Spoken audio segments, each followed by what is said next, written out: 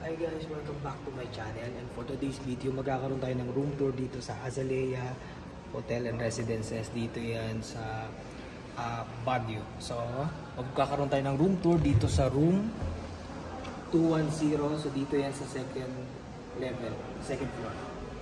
So third time na namin dito sa Azalea, no? So far so good, maganda ang hotel na to. Siyempre hindi ka naman babalik sa isang lugar kung hindi ka satisfied, diba? So highly recommended siya for family or friends.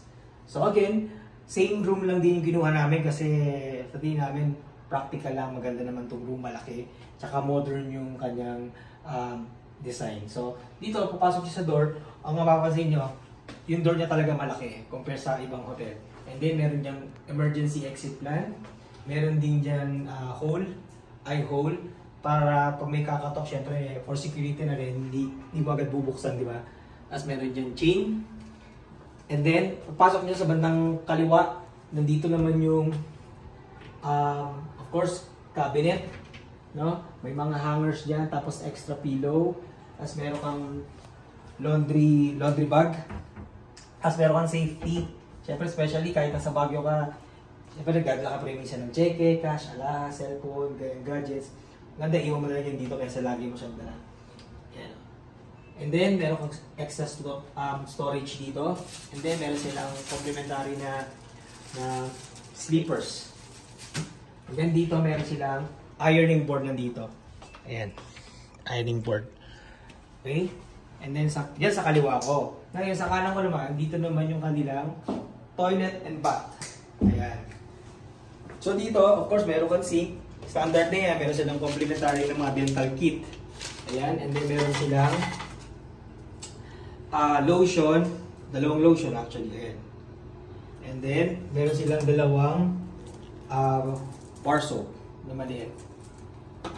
And then, meron ka ditong tissue paper. Ito yung toilet area. Meron kang face towel, bath towel. And then dito, meron kang, of course, very important pala, pakita natin, may bidet. Yan, isa yun sa kino-consider natin. And then yung shower area niya is may enclosure. Ayan.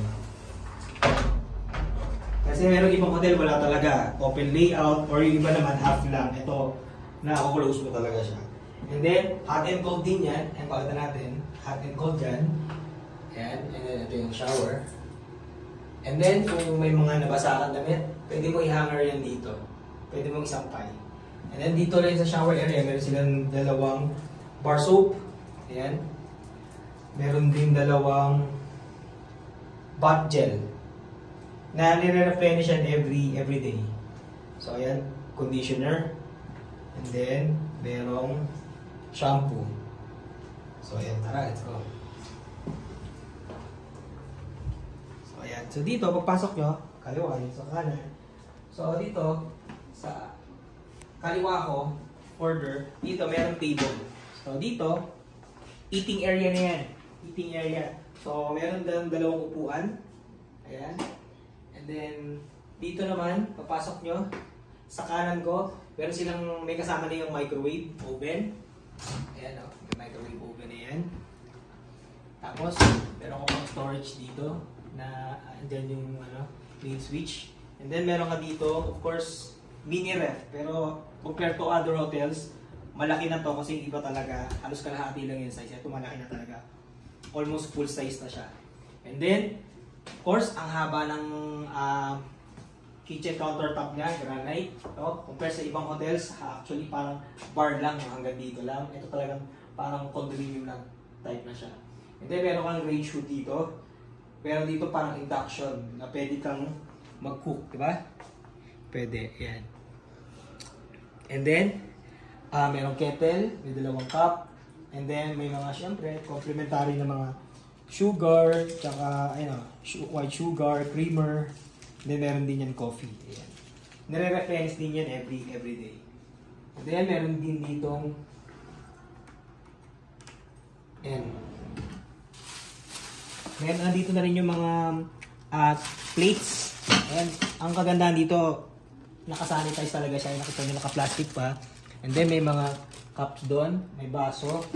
And then even yung mga condiments or ano yung mga spoon, fork, ano na yan kasama. Tapos dito, gaya ng sinabi natin, pwede kang mag-cook dito. Pero syempre, depende kung anong klaseng ulutuin mo. Hindi ka pwede syempre mag-grill dito kasi mag-a-alarm yung smoke detector. Pero, meron sila mga pinrovide na mga cooking materials. Cookware. Ayan, tapos ayan, may mga sandok, may shanse. Ayan, pakita natin. Bihira yan sa ibang mga hotels na ipoprovide ng ganyan, no? And then, dito naman tayo sa media center, no? Of course, marami ka pa rin storage dito sa taas. And then, meron kang smart TV, no? Kasi meron tong Netflix. And then, dito, marami ka pa rin storage area. Ayan, ito natin. Meron siyang kasamang blower, no? Blower yan. Tapos, storage ka dito. And then, of course, writing pad. Ayan. Then, meron ka pang extra storage dyan. Then, dito sa area na to, ito yung parang living area, small living area, no? Or parang lounge, or kung anong tawag nila dyan. Then, meron kayo itong coffee table. May side table ka doon. May lamp. Tapos, ito, convertible to extra bed. Sofa bed. Sofa bed. Diba? And then, meron siyang glass dito. Yan. And since nasa Baguio tayo, hindi kailangan or hindi required na mayroong air condition ng kwarto dahil sobrang lamig na dito. Actually, mas malamig pa yung temperature ngayon versus kung naka-aircon ka ng let's say 16 degrees sa bahay. So, meron silang tawag ito, ceiling fan. No? Ceiling fan. And then, ito yung mga luggage namin. Stay kami for few days, no? Almost a week na rin. Kasi meron tayong very important event na atinan. Full family. And then, dito tayo sa bed area. So, king size to, I think. Siguro king. I think king. Kasi yung sa bahay is king din halos. So, parang ganito ang size. So, since family of 4 kami, 3 adults na, and then 1 kid, nagpo-provide sila ng at no additional charge para sa extra bed. No? So, mamaya papaset up natin yan. Ayan. Tapos, magkabilang, merong side table. Magkabilang side din, meron ding reading lamp. And then, of course, meron dito ang Bible. Dito may storage area ka pa. Usually, dyan nilagay mga susi ng kotse, alahas, pera, cellphone, pwede dyan. Dito rin. Ayan. And then, may telephone. Ngayon, ang rate naman ng hotel na to, no?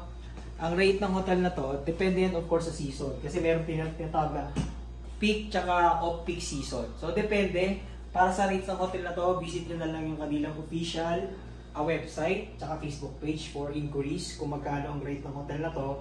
Pagka peak season, off-peak season, pag holidays, o di kaya pagka yung mga naka-blackout na dates na ganyan. So, again, thank you for watching. Don't forget to like, share, and subscribe for more videos and updates. Okay? So again, maraming salamat and ingat po tayo. Bye!